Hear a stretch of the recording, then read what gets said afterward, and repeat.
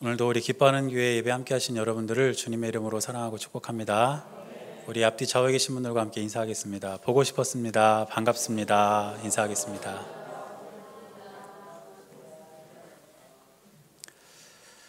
오늘은 그 어느 때보다 반갑고 보고 싶었던 분들이 많이 오신 것 같아요. 그렇죠? 네, 정말 감사하게 생각합니다. 날씨가 이제 조금씩 더워지는데 무더위 속에서도 하나님께서 주신 은혜로 여러분들의 삶이 늘 건강하시기를 바랍니다. 우리가 주일에 지금 광야를 걷다 이런 주제로 하나님 말씀을 나누고 있는데, 오늘 우리가 읽은 말씀을 보면 이제 이스라엘 백성들이 르비딤이라는 곳에 이르게 됩니다. 한번 지도를 보실까요? 우리가 지난 4주 동안 쭉 살펴봤던 것처럼 고센 땅에서 시작한 이스라엘 백성들의 행진이 광야길을 따라서 남쪽으로 계속 내려오게 되어서 이제 르비딤이라는 지역에 이르게 되었습니다. 그런데 오늘 우리가 읽은 말씀을 보면 이스라엘 백성들은 르비딤에서 두 가지 사건을 경험하게 됩니다.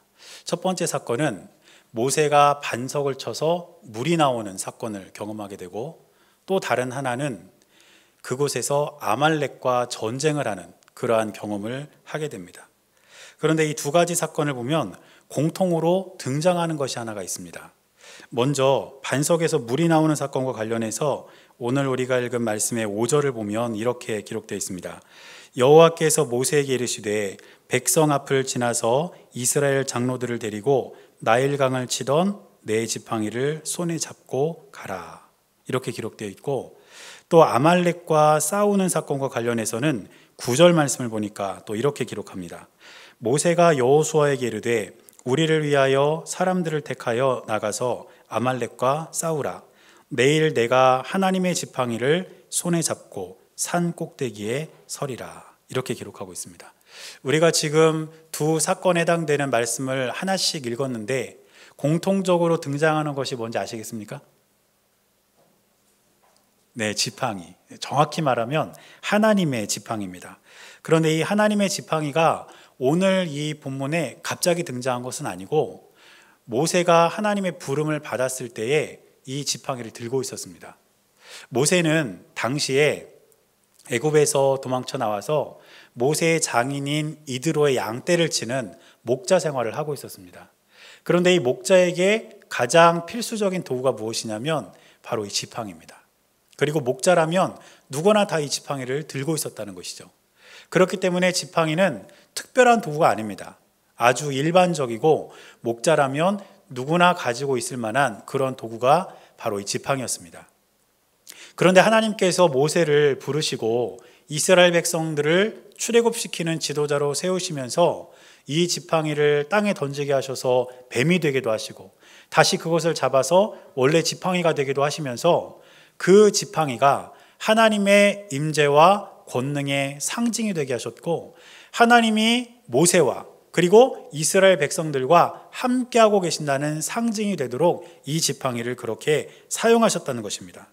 그래서 하나님께서는 모세에게 출애굽기 4장 17절을 보면 이렇게 말씀하셨습니다. 너는 이 지팡이를 손에 잡고 이것으로 이적을 행할지니라.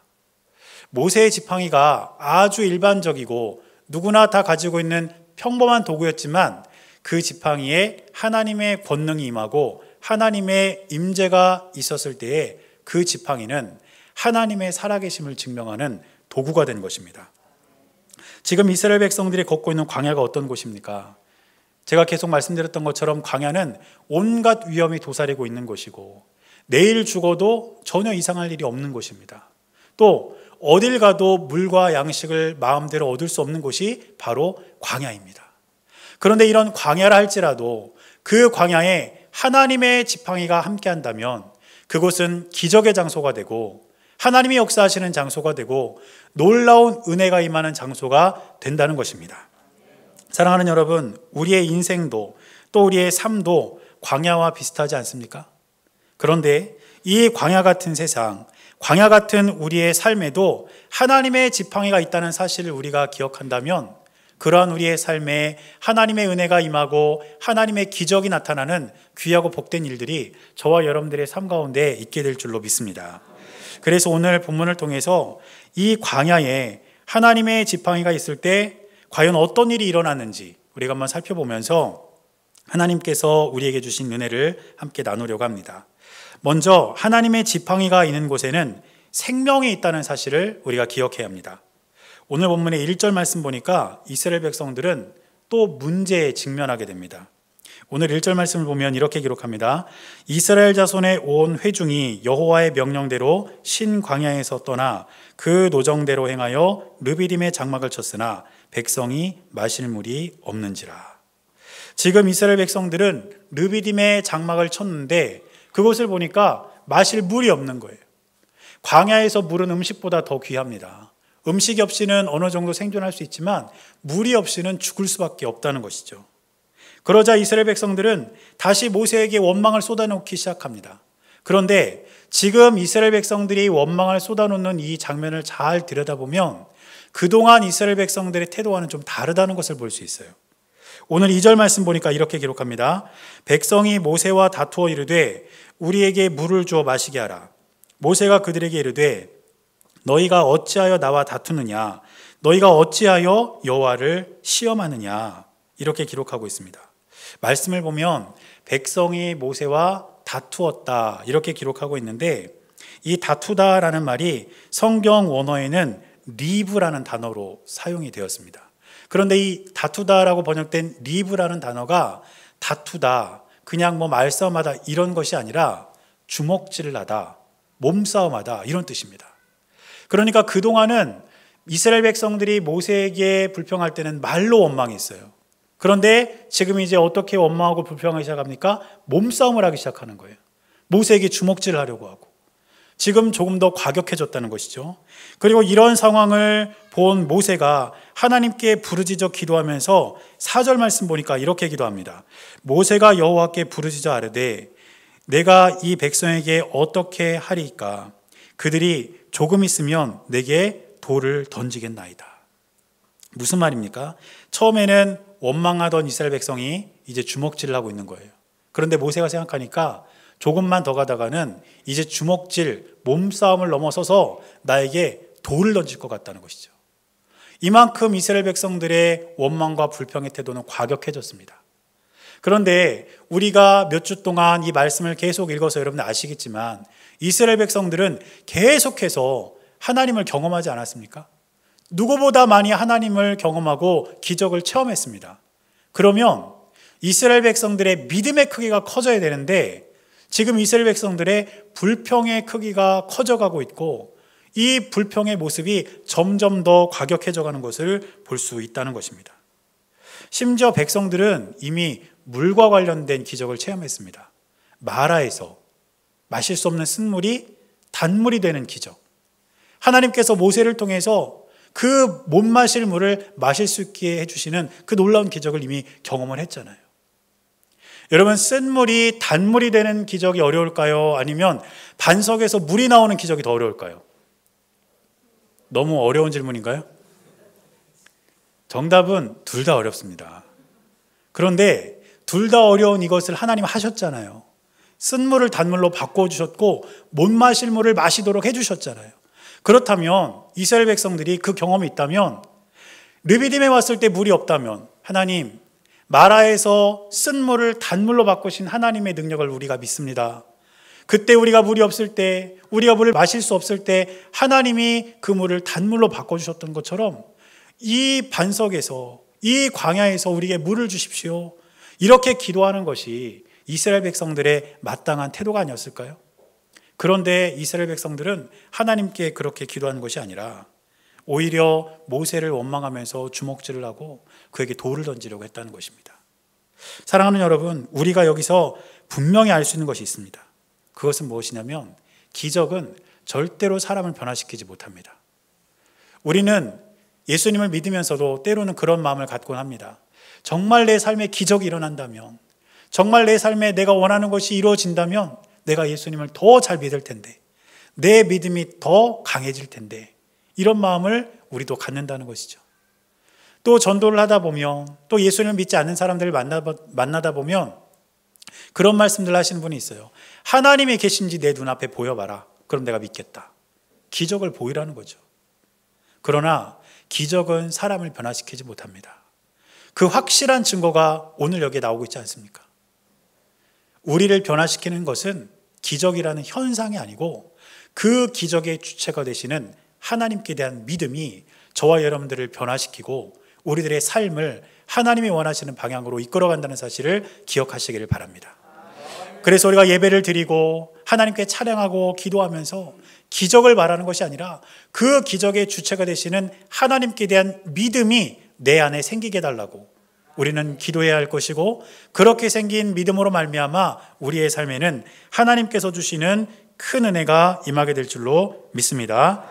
그런데 이런 백성들의 원망과 불평, 또 모세의 이 간절한 부르짖음을 들은 하나님께서는 어떻게 반응하셨을까요? 이 백성들이 이렇게 말 안 들으니까 내가 심판해야 되겠다, 내가 저주해야 되겠다, 하나님이 이렇게 반응하신 것이 아니라 오히려 백성들에게 물을 주시겠다고 약속하십니다.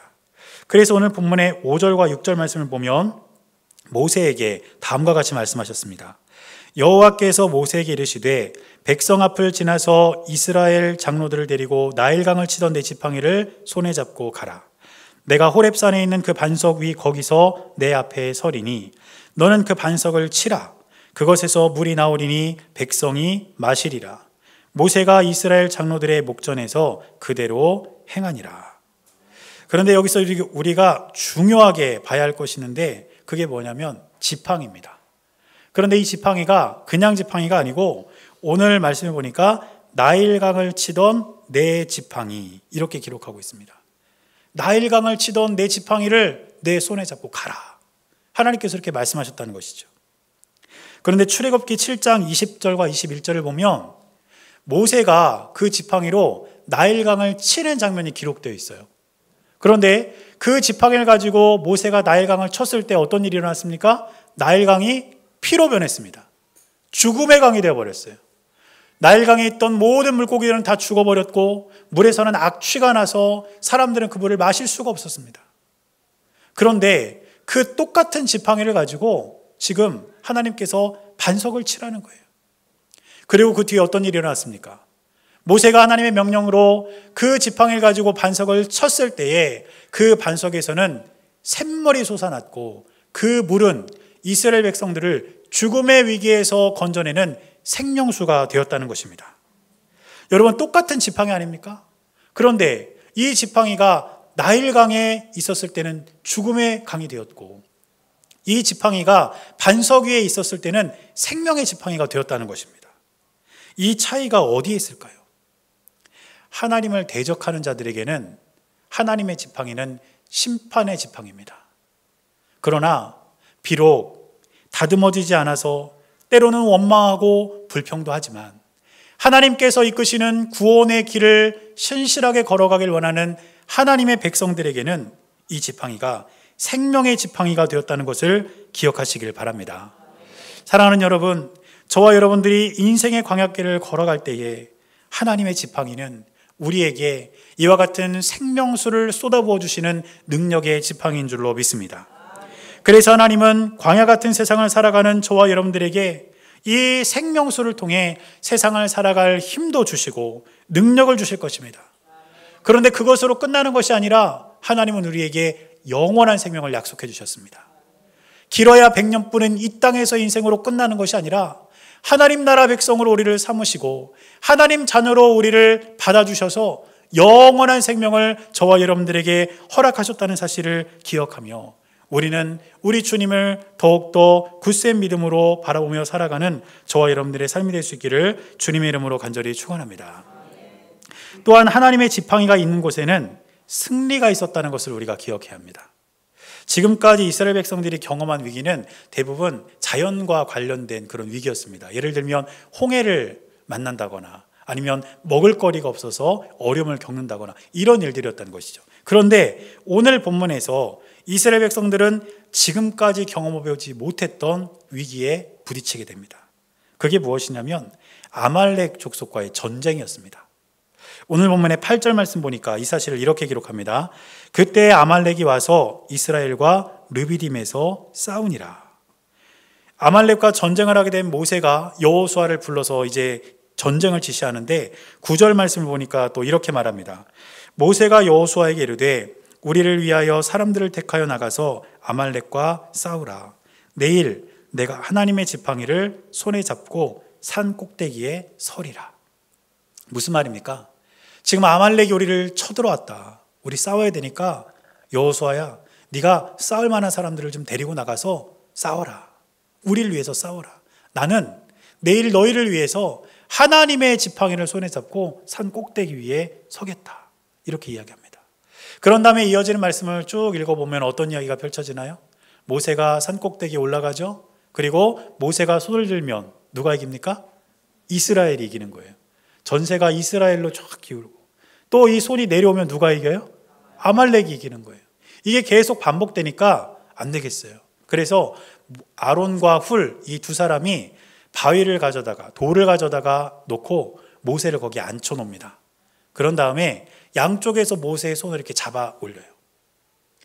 그러자 이 전쟁의 결말이 어떻게 됐습니까? 이스라엘 백성이 이기는 것으로 이 전쟁이 끝나게 됩니다. 이것만 보면 전쟁의 승패가 모세의 손에 달려있는 것처럼 보여요. 그래서 모세가 손들면 이스라엘이 이기고, 내리면 아말렉이 이기고, 이렇게 되니까 모세의 손에 따라서 이스라엘 백성들의 전쟁의 결과가 달라지는 것처럼 그렇게 보인다는 것입니다. 그러나 모세의 손에 의해서 전쟁의 승패가 좌우된 것이 아니라 그 모세의 손에 하나님의 지팡이가 들려 있었다는 사실을 우리는 반드시 기억해야 될 줄로 믿습니다. 제가 예전에 이 말씀을 이제 우리 학생들에게 전하면서 모세가 하나님의 지팡이를 이렇게 손으로 들었다 이렇게 얘기를 했더니 한 학생이 저한테 그러더라고요. 목사님, 지팡이를 가지고 산까지는 올라갔는데 그 지팡이 옆에다 내려놓고 그냥 손만 들었을지 어떻게 알아요? 그러더라고요. 그런데 과연 모세가 정말 지팡이를 옆에 놓고 손만 들었을까요? 지팡이를 들었다는 것을 우리가 확인할 수가 있어요. 오늘 본문의 12절 말씀을 보면 이 12절 말씀이 어떻게 시작하냐면 모세의 팔이 피곤함에 이렇게 시작합니다. 그러니까 계속 손을 들고 있으니까 이 팔이 아팠다는 거예요. 피곤했다 이렇게 이제 표현하는 것이죠. 근데 이 피곤하다라는 단어가 성경 원어에는 카베드라는 단어를 씁니다. 카베드. 그런데 이 카베드라는 성경 원어는 피곤하다라는 뜻이 아닙니다. 아프다는 뜻이 아니에요. 이 말은 무슨 뜻이냐? 무겁다라는 뜻입니다. 무겁다. 그러니까 성경을 원어 그대로 해석을 하면 모세의 팔이 무거움에 이렇게 돼야 되는 거예요. 자, 그러면 모세의 팔이 무거웠다는 것은 뭘 의미하는 걸까요? 모세의 손 위에 무엇인가가 있었다는 거예요. 그래서 이 말은 지팡이가 뭐 실제로 무거웠다 이걸 의미한다기보다 모세가 지팡이를 손에 잡고 있었다는 것을 암시하는 단어가 바로 이 카베드입니다. 그러니까 모세는 전쟁을 하는 이스라엘 백성들을 향해서 하나님의 지팡이를 높이 들면서 보여주는 거예요. 그리고 그 지팡이를 이스라엘 백성들에게 보여주면서 모세가 그들에게 전하고자 했었던 메시지는 무엇이었을까요? 이 지팡이를 봐라. 하나님의 임재와 권능의 상징인 하나님의 지팡이를 봐라. 이 전쟁은 우리에게 속한 것이 아니라 하나님께 속한 것이고, 이 전쟁을 이기게 하는 것은 우리의 군사력이 아니라 하나님의 능력이다. 이 지팡이를 봐라. 이것이 바로 모세가 전쟁을 하는 이스라엘 백성들에게 전하고자 했었던 메시지였다는 것입니다. 사랑하는 여러분, 우리가 광야 같은 세상에서 광야 같은 삶을 살아가면서 우리의 삶에서 승리를 경험하기를 원한다면 우리는 모세의 손을 바라보는 것이 아니라 하나님의 손을 바라봐야 될 줄로 믿습니다. 다른 무엇인가를 의지하고 살아가는 것이 아니라 내가 가진 그 무엇인가를 통해서 내 삶의 무엇인가를 이루려고 하는 것이 아니라 내 삶 가운데 함께 하시는 하나님만 의지하고 살아갈 때에 우리의 삶 가운데 승리를 경험할 수 있다는 것입니다. 저는 말씀을 준비하면서 목회도 또 이 교회 사역도 승리하기 위해서는 하나님을 의지해야 된다는 것을 제가 생각해 보게 되었습니다. 그런 의미에서 볼 때에 제가 가진 것도 별로 없고 자랑할 것도 별로 없다는 그 사실이 저에게는 참 감사한 일이었습니다. 여러분들도 이제 저랑 뭐 1년 이상 지내셨으니까 제가 어떤 사람인지 대충 아시잖아요. 돈도 없고 백도 없고, 그렇죠? 아무것도 없는 사람. 그리고 이렇게 목사님들끼리 모이면 저는 좀 그런 것도 있어요. 나는 저 목사님들에 비해서 참 재주도 없다, 이런 생각도 좀 들어요. 그래서 저는 잘하는 것도 별로 없고 그런 아주 평범하기보다 좀 더 못한 사람인 것 같아요. 그런데 요즘에 제가 저희 아이하고 가끔 이렇게 운동하러 나가거든요. 심지어는 저희 아이도 저한테 이렇게 약간 좀 그런 얘기를 하는 거예요. 아빠는 나보다 잘하는 게 뭐가 있어? 이러면서 달리기도 못하지, 축구도 못하지, 야구도 못하지, 다 못하네? 뭐 이러면서 저를 이렇게 살살 약 올리더라고요. 그래서 제가 뭐 틀린 말 한 거 아니까 그냥 고개를 이렇게 푹 숙이니까 미안했는지 저한테 그러더라고요. 그래도 설교는 나보다 잘한다, 그러더라고요. 당연히 설교라도 잘해야지, 걔는 뭐 신학교 나온 애도 아닌데 설교라도 못하면 되겠습니까? 그러니까 참 뭐 자랑할 것도 없고 잘하는 것도 없고 그러다 보니까 오히려 하나님만 의지하게 되고 하나님만 바라보게 되고 그렇게 되는 것 같습니다. 여러분들의 삶은 어떠십니까? 여러분들의 삶에도 혹시 없는 것 때문에, 부족한 것 때문에 여러분들 상처받거나 힘들어하신 적 있으신가요? 그러나 오히려 그것이 감사의 제목이 될 수 있는 것은 무엇이냐면, 그렇기 때문에 하나님만 의지하는 믿음을 가질 수 있다는 것입니다. 저는 여러분들이 하나님만 바라보는 삶을 살아갈 수 있게 되시기를 축복합니다. 그래서 하나님께서 주시는 승리가 여러분들의 삶 가운데 늘 있게 되시기를 주님의 이름으로 간절히 축원합니다. 이처럼 하나님의 지팡이는 하나님의 임재와 능력을 상징하는 그러한 도구였고, 우리에게 생명과 승리를 가져다 주시는 하나님의 선물이었습니다. 그런데 제가 말씀을 준비하면서 이 시대를 살아가는 우리가 붙잡아야 할 하나님의 지팡이가 뭘까? 물론 제가 여러분들에게 하나님의 지팡이를 붙잡아야 됩니다, 이렇게 이야기를 해도 어느 정도 의미는 통할 거예요. 그렇지만 그냥 뜬구름 잡는 식으로 하나님의 지팡이를 잡아라 이렇게 하는 것보다 이 시대의 하나님의 지팡이, 우리가 붙잡고 우리가 의지해야 할 이 시대의 하나님의 지팡이가 무엇일까 여러분들에게 제시를 해드릴 수 있다면 우리의 신앙에 훨씬 더 유익할 거라고 생각했습니다. 그래서 깊이 기도하고 또 생각하고 묵상해 보면서 제가 내린 결론은 무엇이냐면, 우리가 붙잡아야 할 이 시대의 하나님의 지팡이는 다름 아닌 하나님의 말씀입니다.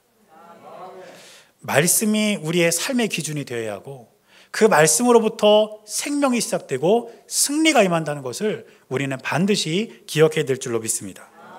오늘 본문을 보면 하나님께서는 모세를 통해서 이 하나님의 지팡이로 반석에서 물이 나오게 하심으로 이스라엘 백성들에게 생명을 주시지 않으셨습니까? 그런데 성경에서 하나님의 말씀을 언급할 때에 많은 부분 언급되는 것이 무엇이냐면 생명의 말씀이라는 것입니다. 생명의 말씀. 그래서 요한일서 1장 1절을 보면 사도 요한은 하나님의 말씀에 대해 언급하면서 태초부터 있던 생명의 말씀 이렇게 이야기했고, 또 사도행전 5장 20절을 보면 옥에 갇혀있던 사도들에게 천사들이 나타나서 그 사도들에게 생명의 말씀을 전하라 이렇게 이야기합니다. 그러니까 이 하나님의 말씀에는 생명이 있다는 거예요. 또 오늘 본문에서는 모세가 하나님의 지팡이를 높이 들어서 이스라엘에게 승리를 안겨주지 않았습니까? 그런데 성경을 우리가 읽다 보면 하나님의 말씀에 의지했을 때에, 그 말씀에 순종했을 때에 승리를 경험한 기록들이 너무너무 많아요. 여호수아와 이스라엘 백성들은 하나님 말씀에 순종하고 그 말씀에 의지해서 여리고성이 무너지는 승리를 경험했습니다. 다윗은 하나님의 말씀을 항상 마음 가운데 담고 그 말씀대로 살아가면서 수많은 승리를 경험했습니다.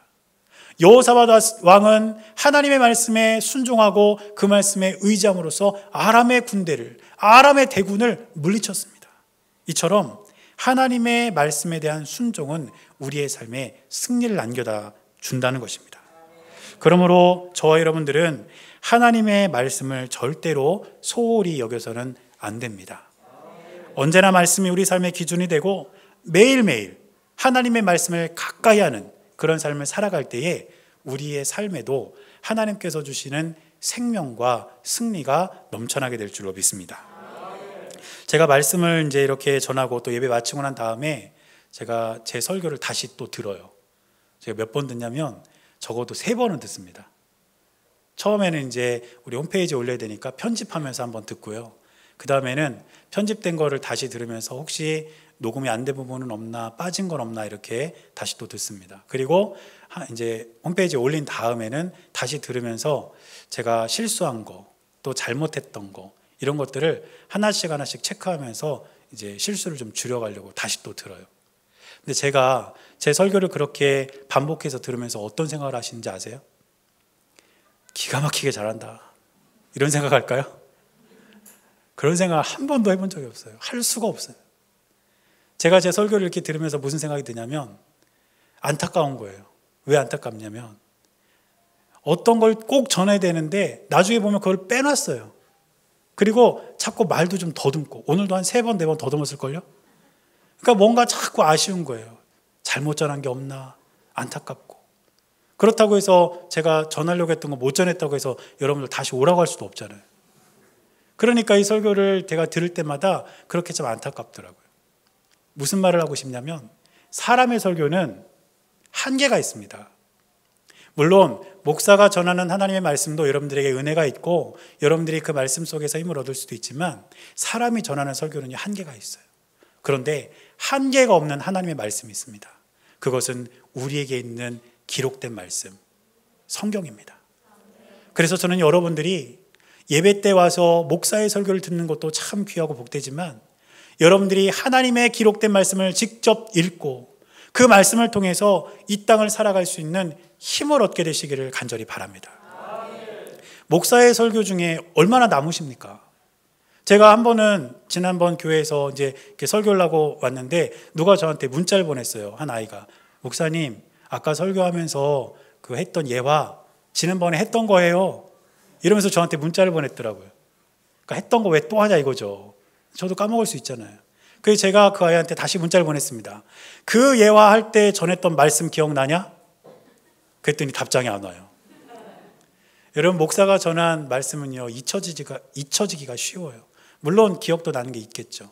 그러나 여러분이 직접 하나님의 말씀을 읽다가 여러분들의 마음에 꽂힌 말씀, 여러분들의 삶 가운데 영원히 기록되는 말씀들은 하나님 나라 갈 때까지 잊혀지지 않습니다. 그 말씀 때문에 힘을 얻게 되고 그 말씀 때문에 여러분들의 삶에 은혜가 임할 수 있습니다. 그렇기 때문에 항상 이 하나님의 말씀을 소중히 여기고 말씀 속에서 힘을 얻는 여러분들의 삶이 될 수 있기를 주님의 이름으로 간절히 축원합니다. 오늘 우리가 살펴본 이 2가지 사건, 이 사건이 일어난 지역이 르비딤이라고 말씀드렸는데 이 2가지 사건으로 인해서 이 르비딤이라는 지역의 2 장소에 2가지 이름이 생겼습니다. 먼저 오늘 본문의 7절 보니까 이렇게 기록합니다. 그가 그곳 이름을 맛사 또는 무리바라 불렀으니 이는 이스라엘 자손이 다투었으며 또는 그들이 여호와를 시험하여 이르기를 여호와께서 우리 중에 계신가 안 계신가 하였음이더라. 모세가 반석을 쳐서 물을 낸 곳을 맛사 또는 무리바 이렇게 불렀다는데 맛사는 시험하는 곳 이런 뜻이고 무리바는 다투는 곳 이런 뜻입니다. 그러니까 맛사와 무리바는 이스라엘 백성이 여기서 하나님을 시험하고 모세와 다퉜다 이 의미로 그 이름이 붙여진 거예요.